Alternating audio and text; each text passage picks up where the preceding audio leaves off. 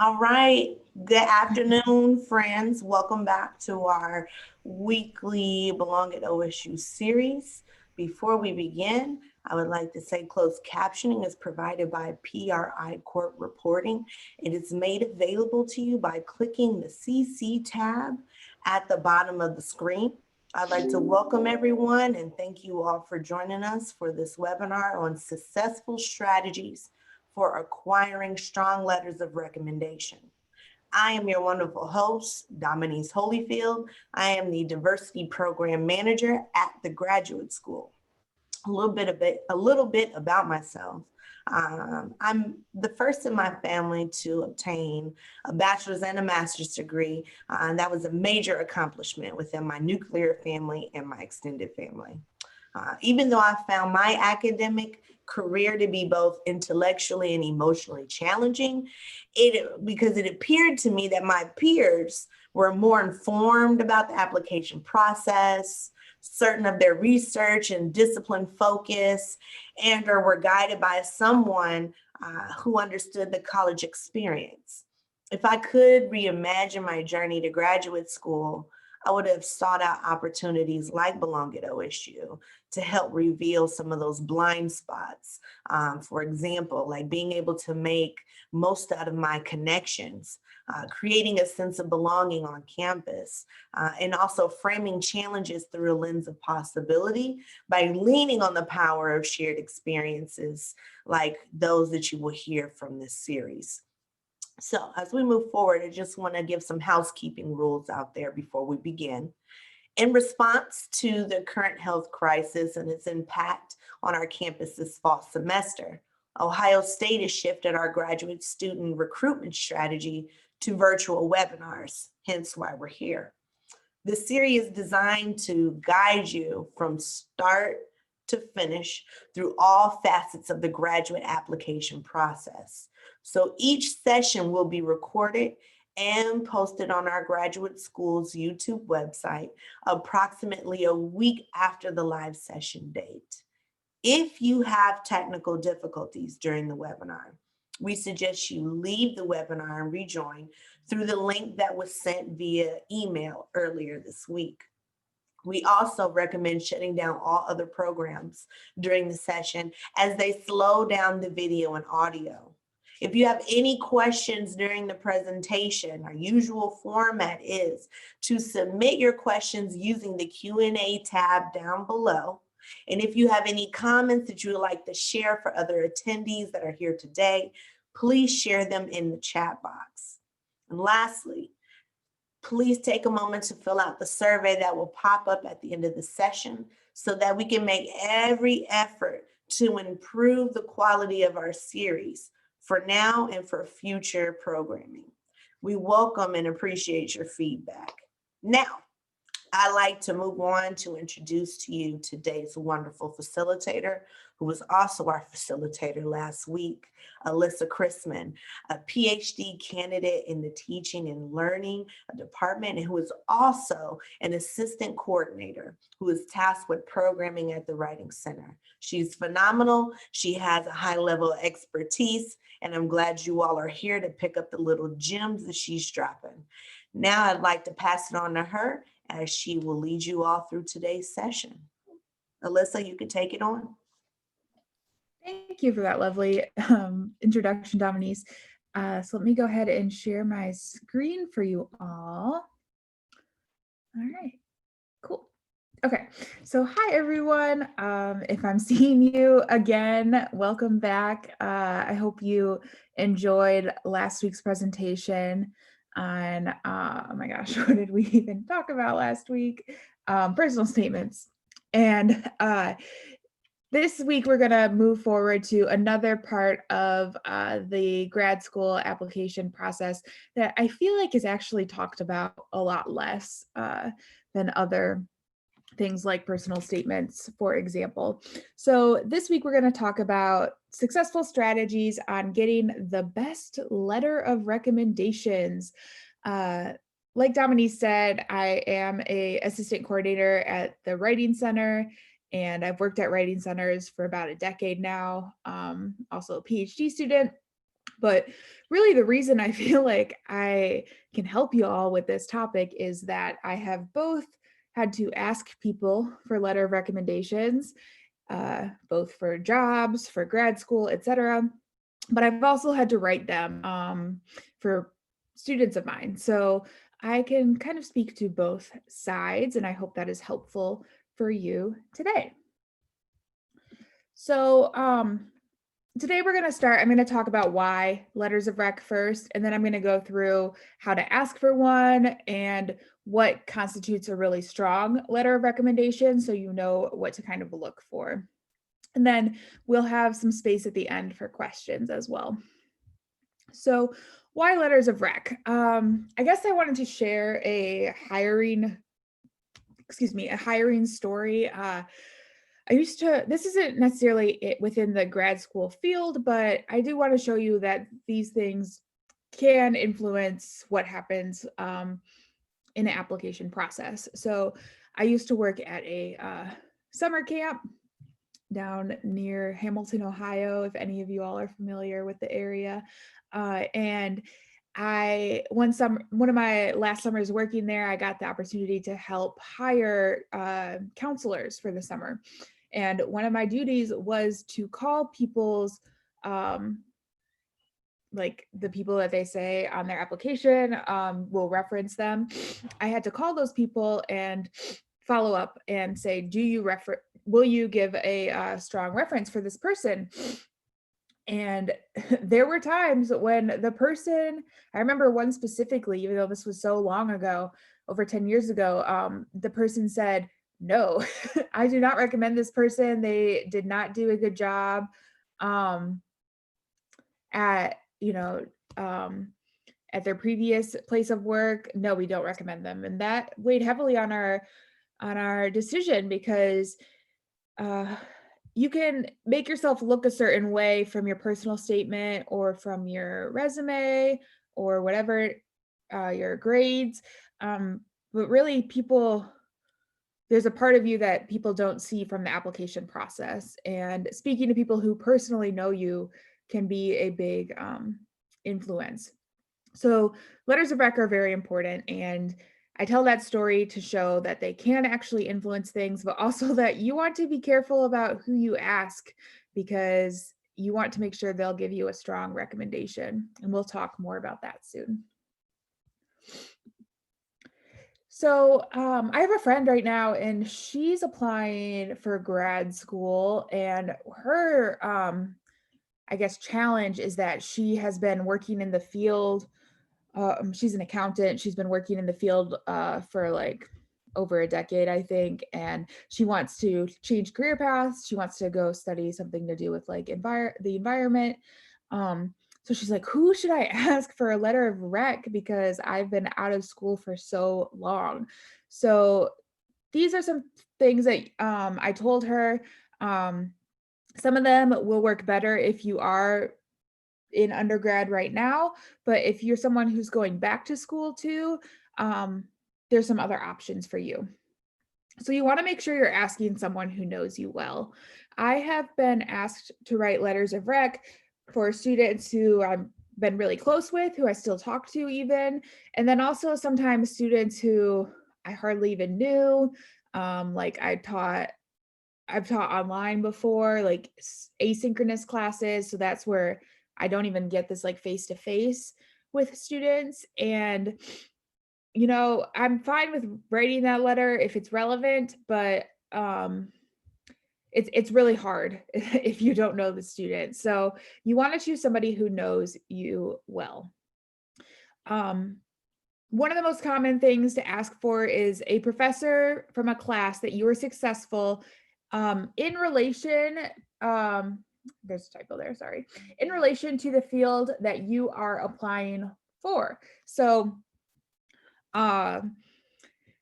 you might have had a really close relationship with a professor in a humanities course. I teach children's lit, so let's just say me and you, we had a good class together, but you are applying for grad school in biology, right? So I would probably not be the best person to ask, even though we had a good relationship, you want to ask a biology or closely related to that professor if you can. If that is not an opportunity for you, like let's say you are changing paths, kind of like my friend was doing, then when you ask for the letter, and I'll talk in more detail about that soon, but when you ask for the letter, you want to maybe state like, ask the person to say, oh, well, I taught them in this field, but I could see how they would be good at this, or they showed me flexibility, or maybe to ask them to talk about like skills that are applicable to what you're applying to can be usually pretty helpful. I see some questions. I can't open the Q&A right now, and we'll talk about those at the end, just so you all know, so I'm not ignoring you. We'll come back to them. Okay. Another person to ask is someone who has earned the degree you are seeking in graduate work. So you want this to be somebody who knows you, ideally. But if you know somebody who has the degree you're looking for, that can be a good person to recommend you. You might also ask someone with an advanced degree who has supervised you in some capacity. So this one is specifically for if you're applying to grad school. You all will probably ask for letters of rec eventually for different careers, for your actual jobs too, and that's great. A lot of this stuff will be applicable to that as well. But if you're applying to grad school, you want ideally your letters to come from somebody who has a graduate degree of some sort, ideally the one that you're looking for, like the level that you're looking for, so like master's, PhD, etc. Because they know the grad experience, and so then their like thoughts may be taken more seriously. You might also ask someone who, and for the supervised part, like maybe they're from a job, maybe you worked in a lab before, or an internship or something like that. Those can be great people to ask. And then finally, someone who has had to evaluate you academically or for another position, similar to the supervised thing. So they've evaluated you academically. Maybe they weren't your professor.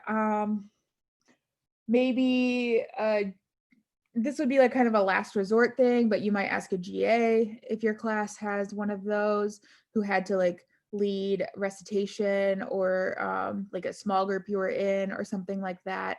A lot of the letters of rec that I've written, I have supervised to student teachers at OSU. So although I wasn't like their host teacher in like the high school classroom, I led a meeting with my students every other week, and I read all their lesson plans and gave them feedback. So I was a good person to ask because I gave a different perspective than like the people they worked with at their school. So these are some people you might ask for a letter of rec. You might notice there were two big categories that weren't on that list, and that's because you should never ask these people for letters of rec, and that is friends or family members. I was looking at, some applications just to prepare myself for this session, and some of them explicitly say like, no friends or family members. I'm applying for a fellowship at OSU for next year, and it says no friends, no family members. So do not ask those people. You can probably imagine why, but they might be biased toward you. They might not have the experience that the application committee is looking for. So really just, don't ask those people. All right, so I wanted to show you how to ask for a letter of rec, an example of it. And so let me open it up. But if you go to go.osu.edu/LOR request, you can see this document and you will be able to look at it in the future. So I can't really chat with you all, but if you want to put what you notice in the chat box, that would be cool. So I'm going to read it out loud, and I want you to write in the chat box if you can, or just think in your head, what are you noticing about this request for a letter of recommendation? So I'm going to read it right in the chat what you're noticing, and I'll have the chat open so I can see. Okay.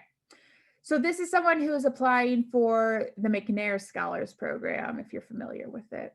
I think that's a program that helps first generation students get into grad school.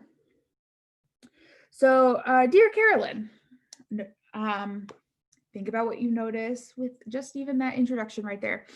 I hope that this letter finds you doing well.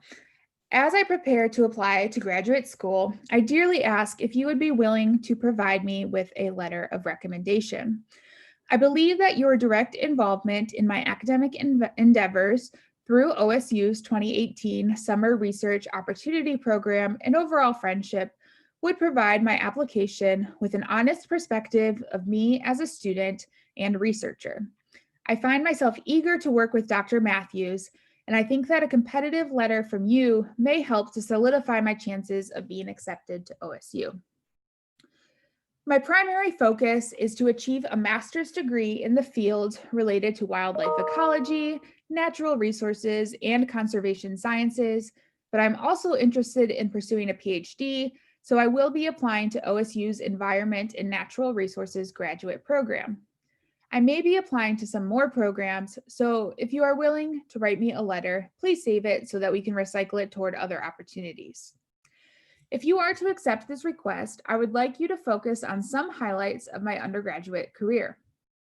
Involvement and collaboration with OSU's Summer Research Opportunity Program and the research projects developed and represented. Involvement with the McNair Scholars Program and the research accomplishments, opportunities that ensued from such involvement. Okay, so they're not applying for McNair Scholars, they're in it. Underrepresented background, diversity clause, being from Brazil and speaking English, Portuguese, and Spanish. Graduating with honors from Washington State University's Honors College, supporting my underrepresented community, volunteering to help with McNair events and outreach, involvement with TMP, involvement with LSAMP, working part-time jobs all throughout my undergraduate education while also maintaining a competitive GPA, and volunteering, pushing to help and do more despite already having a relatively full plate. For example, Washington State University Grizzly Bear Facility and WSU Raptor Club. Thank you so much for your time and patience. The deadline for my OSU application is January 1st. And if you agree to write this letter, you will soon be receiving an email from the university talking about how to submit the letter. Please don't hesitate to reach out to me if you have any concerns or further questions. Sincerely yours, signature. So think about, what did you notice in this letter? And nobody has written anything in the chat, but let's see if somebody will. Okay, yes. So Jaira, hopefully I'm saying your name right, says the greeting should be more professional. For example, dear Professor X or dear X, not their first name. Yeah, I agree. I have a few professors that I work with who have like asked me to call them by their first name. But if I was requesting something like this, I would probably go with that too. I would say Dr. whomever. Good. What else are you all noticing? Let's get a couple more in the chat. I think if you click, it's either the bottom or the top of your screen, you can open the chat. So you might have to click more.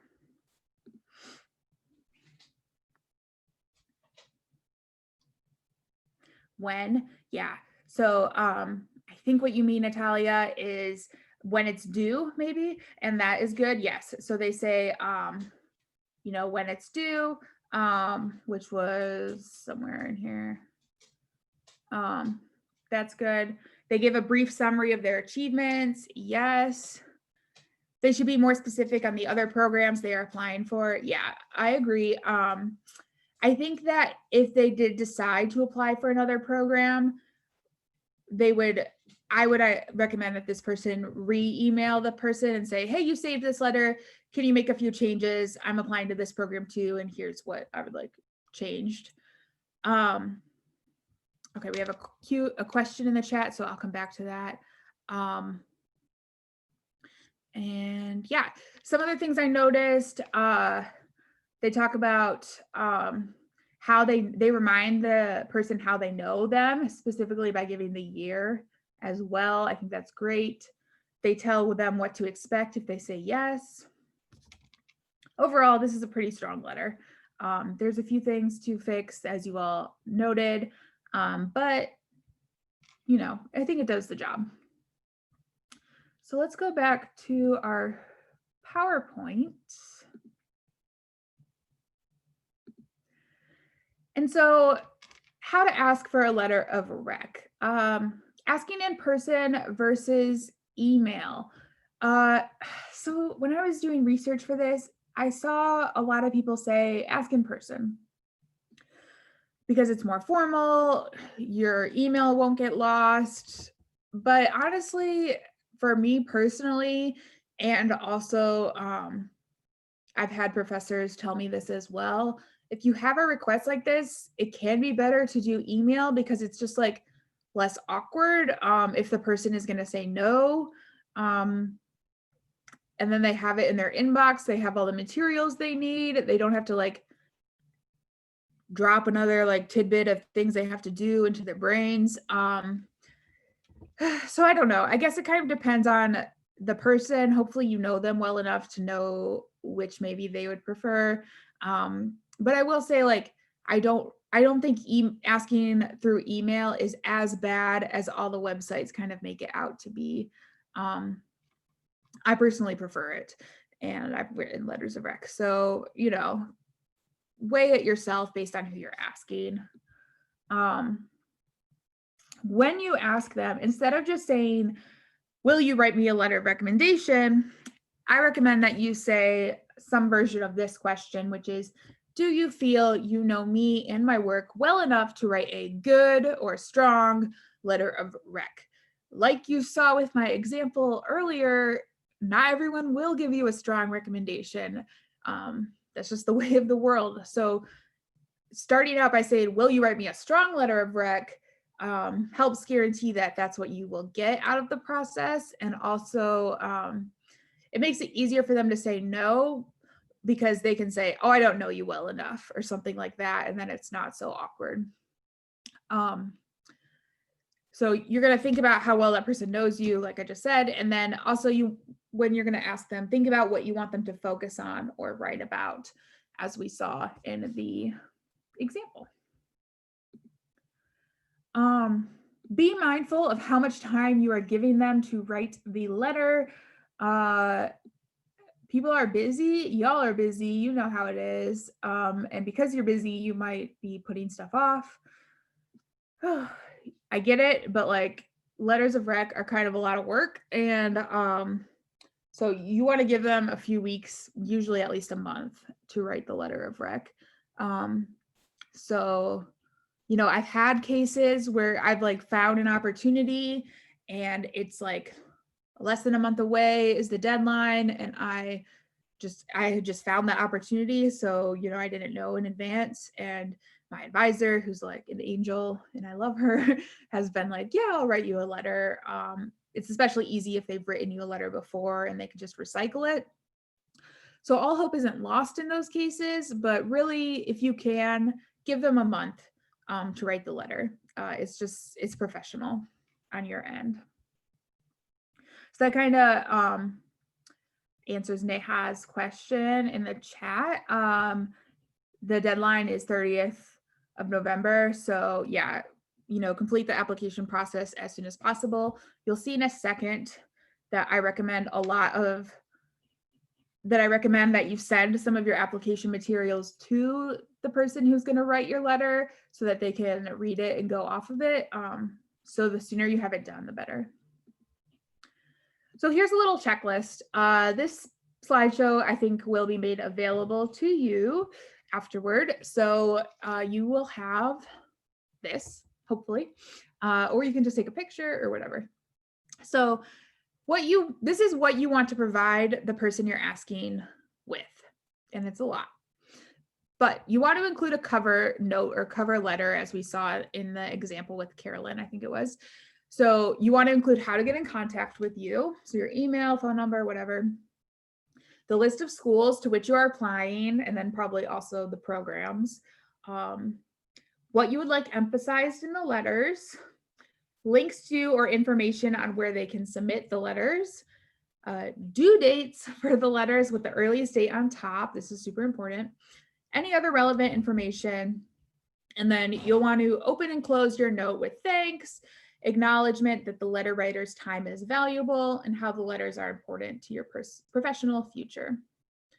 You'll also want to attach any recommendation forms that they might need. Sometimes schools, instead of like a formal letter, they will have you like answer questions. They'll have the recommender answer questions, or like it's like a survey, like rate from 1 to 10, blah, blah, blah. So if it's a form like that, make sure you send them that form. I've had to fill those out before, so I think maybe they're becoming more common. Include your unofficial transcripts, your personal statement. So if it's a draft, okay, but if they can see the personal statement you're writing for the school, they'll know why you're applying, and it's just helpful for them. Any relevant work you had from your experience with them, especially if they've given you feedback on it. So like a graded essay, for example. This is really cool because for the writer, because then they can just look at it and be like, when I read their blah, blah, blah paper, I noticed this, and they don't have to like go back and kind of regrade it in their head. They see what they wrote already. It's really helpful. Maybe they've evaluated you before and you have notes from that or something, you can give them that. And then your resume and or your CV is something to always send.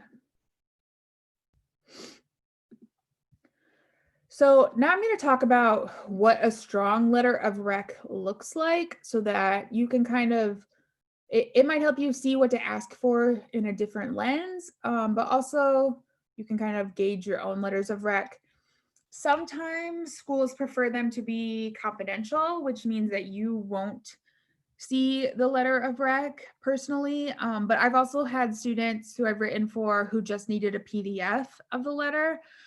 So they've seen what I've written. And I've also heard cases of people who've been asked to write the letter themselves, which I don't know, that's weird to me. But this is what a strong letter of rec looks like in case you ever need it. So what is your relationship with the applicant? Why should the grad faculty listen to your opinion? So the person should state like what their qualifications are. This is why it's important that they usually have some sort of advanced degree. What makes this student special? What specifically did this student do to impress you? What makes this student qualified for grad school and this program? And then also, what do you know about the program the student is applying to? If you were in my session last week, you know that we emphasized the point that you want to make sure you are making your personal statements specific to the program you're applying for by name dropping the program, maybe faculty, using language from their website, etc. Same thing for letters of rec. You at least want the person to like say, I recommend them for this specific program. It just shows that the person, that you are dedicated to that program because they're writing that specific letter for you. If they save the letter, then you can kind of ask them if they'll just replace the name of the program or whatever. There's less like work the letter of rec has to, the recommender has to do to adds specificity to the letter, but you want at least a little bit. So this is a template that I use when I write letters of rec. So I might write a greeting to the recipient, a opening paragraph that states my position, my relationship to the applicant, my general assessment of the applicant. Then a couple of paragraphs, 2 or 3, that say a positive skill or trait about the applicant, and evidence and anecdotes that show that skill. A clear recommendation of the candidate to the specific school, and then a closing line and a polite offer to be contacted as needed. So that's really most of what I have for letters of rec. They're pretty straightforward. Asking people for a letter can be anxiety inducing. And because of that, people might put it off. And I've been there, but you just got to do it, especially because giving the person more time means they're more likely to say yes, because if the person's too busy, they might say no. So yeah, this is letters of rec. And so I'm ready for your questions. Let's see what you got. I think Dominique is going to share them. Yeah. Okay, we got 2. Also, please don't forget, if you got questions, sometimes the chat goes a bit fast depending on if there's a lot of comments. So please submit your questions through the Q&A. I will do my best to see the questions that have been pasted in the comments section. But just a note. First question, Alyssa. How can I thank a LOR? What should the email look like? Oh, that's a great question. Yeah, so whenever you get a letter of rec, you should send a thank you. It can be short and sweet, just like, dear Professor Holyfield, right, or whomever, thank you so much for taking the time to write your letter of rec. And then maybe a note like, if you already know if you got in, you can state how it went, or I'll be sure to be in contact to let you know what happens with my application. Because, I've written, it's nice to know if the person gets in, because if you're spending the time to write a letter of rec, you are invested in that person, right? And I've seen this at the Writing Center too. Like when I work with a student on their personal statement, I'm like, I really want them to get in. So to not know and to like leave it in the air is just kind of sad. So let them know if you get in, they'll be so happy for you. And if you don't, then maybe they'll have advice for you. All right. They've been in your shoes. How important is my writing sample for a PhD application? Oh, okay, great question. I think it depends on the program that you're applying for. I'm in like a writing heavy program in education, so it was important. But like I imagine if you were in like the sciences or math, maybe it's less important. You still have to have writing skills because you're expected to publish, but it's a different kind of writing. So it kind of just depends on the program that you're applying for. I'm sorry, that's not super helpful. If we've already asked professors to write us letters, how often should we remind them that it is due? Oh, good question. That is a good question. So our system has a way for you to send reminders. I can show where that is. So that link that I provided on the chat. Hi, everyone. My name is Ahmed. I am Dominique's colleague. I'm the diversity program coordinator. Sorry, I just jumped in. Just thought I could help. Yes. Let me show you where you can check the both the status and I'll also remind your recommenders send there. You can press one button and it'll send them a reminder to complete the letters of recommendation. And I can show you where to do that. Give me just a Do you need me to moment. stop sharing? Yeah, if you don't mind. Thank you. Ahmed's like the helpful ghost. Help. Helpful ghost. He's like, I have help. Yeah, so the link that I provided, go.osu.edu/LOR, will take you to what seems like this page. As you can see, you'll see the statuses of your letters of recommendation. For instance, this applicant had submitted, their recommenders have submitted their letters of recommendation. The reason why you see 2 is it looks like this person had applied for 2 different terms. For instance, it looks like here, this recommender didn't send the letter of recommendation. So therefore there is a green button there that says send email. So if you press that that button, it'll send it to this recommender. Nice. So you can remind them as many times as you want. Cool, thank you. All right. And then also, like, if you see that they have not, and you want to send a personal message like a week before the deadline, just to check in, make sure they can still send the letter of rec. I'd recommend that too, just a personal check-in. I've had people, take a long time. I've taken a long time to write a letter of rec. So, the little nudge is okay. You don't want to overwhelm them, but I think a week before for the personal nudge is okay. All right. Next question. Can postdoc and PI from the same lab considered favorably? The postdoc has now moved to a different university.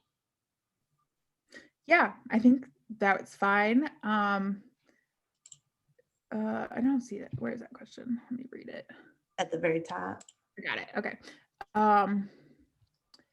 Yeah, I think if they're from the same lab, that's okay, especially if the lab is relevant to what you're going into.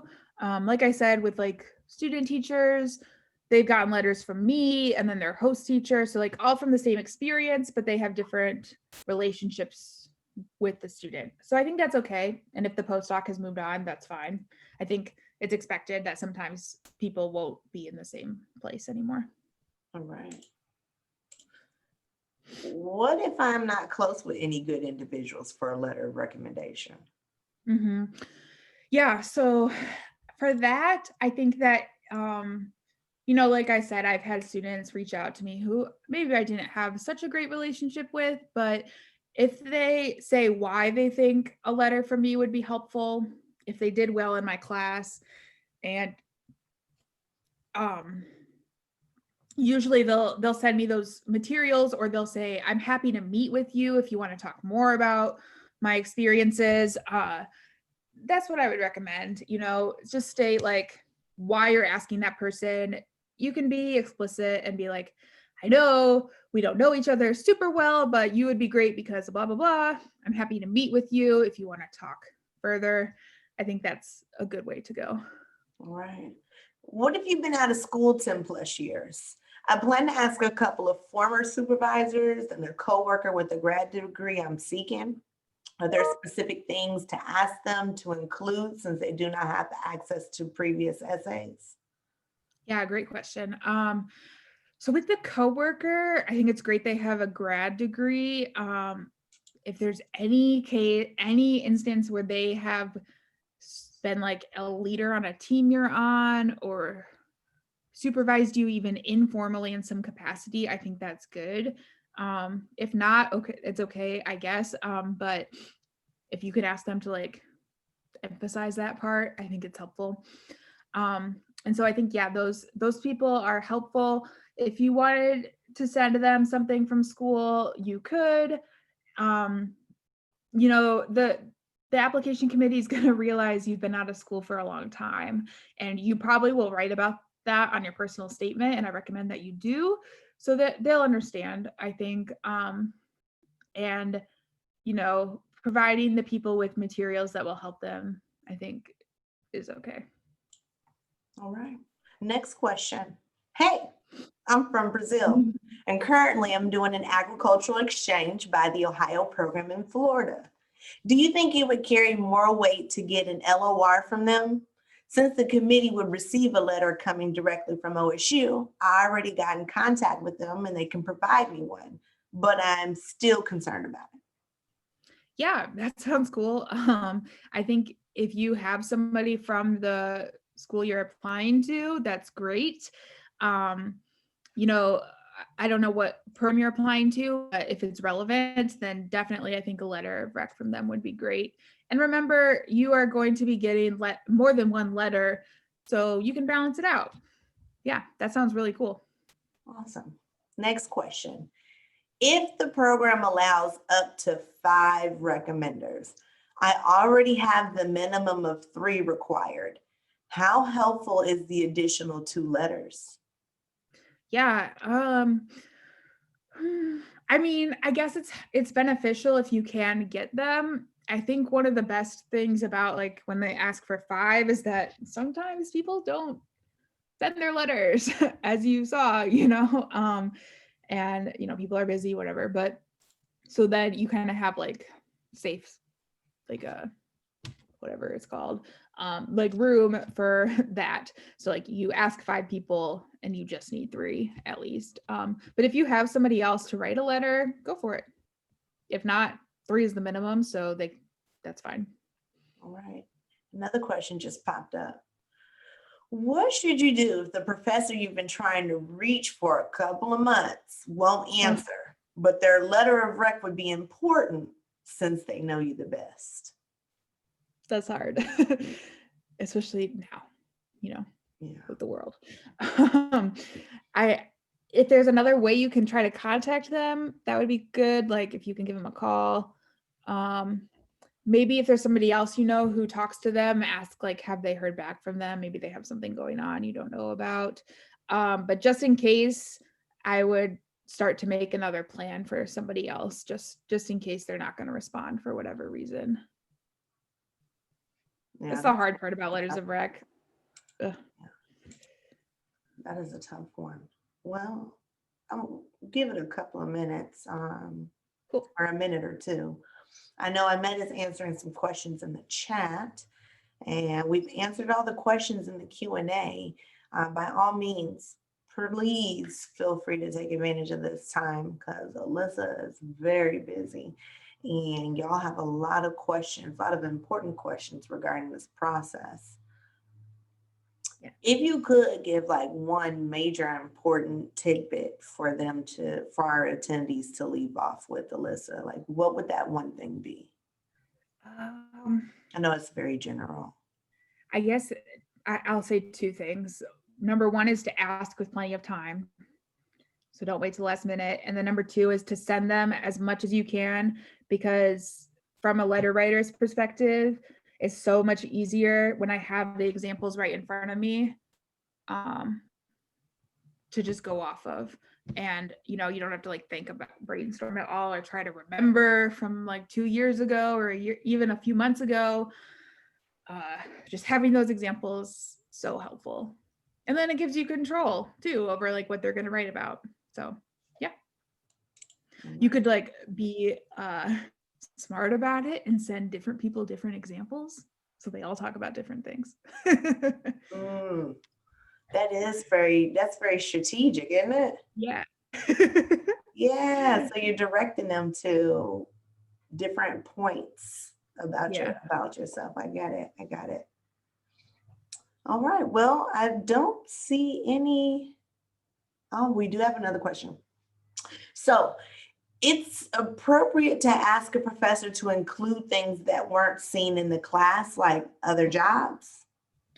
I think like, don't tell them about something you did at your other job, but you could say, I got a great grade in your class while also working part-time, which shows like time management, right?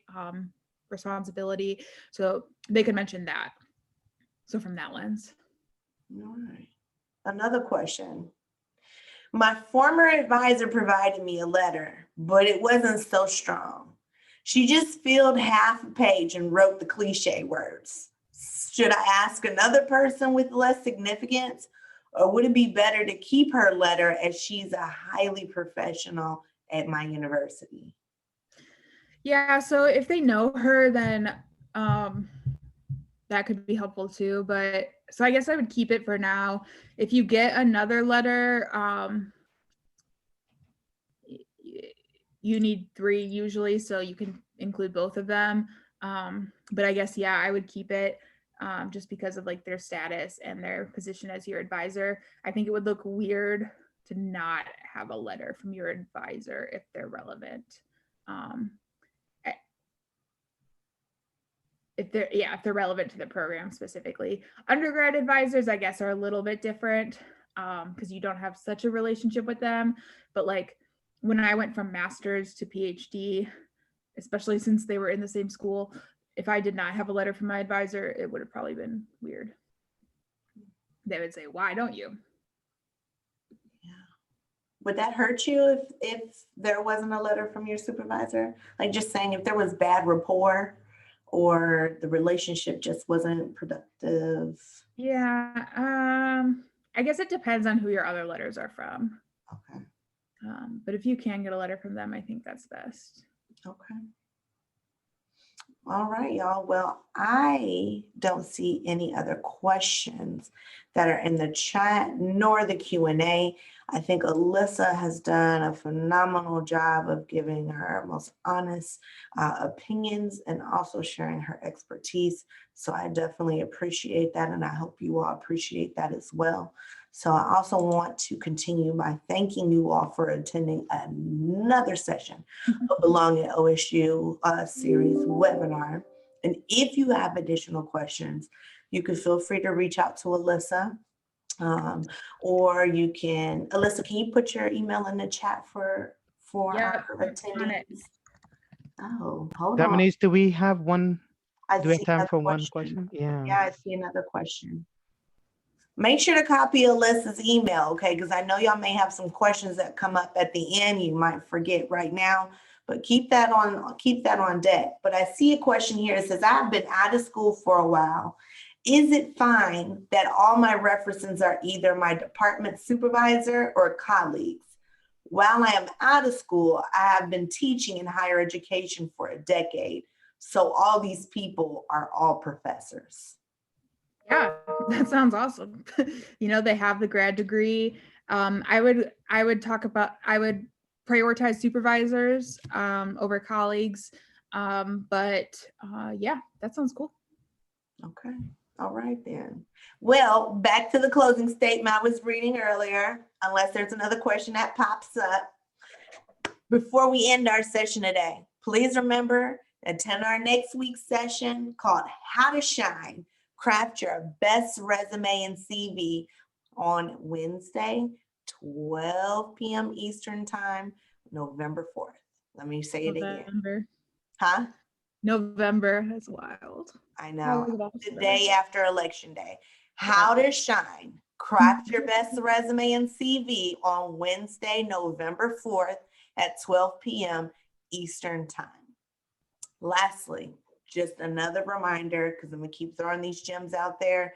You will see a 1-minute survey pop up on your screen. Please take it. Please give us your feedback. Alyssa wants to know how great she's done, and I would like to know how great the webinars are going. So when you get that notification, please, it's real brief, take it. Until then, you all, see you next week. Enjoy the rest of your afternoon and continue to be great. All right? Thank you all. Good luck on your applications. I'm rooting for you. Absolutely. Alyssa, you are the bomb.com. I love it. I love it. Let me stop recording.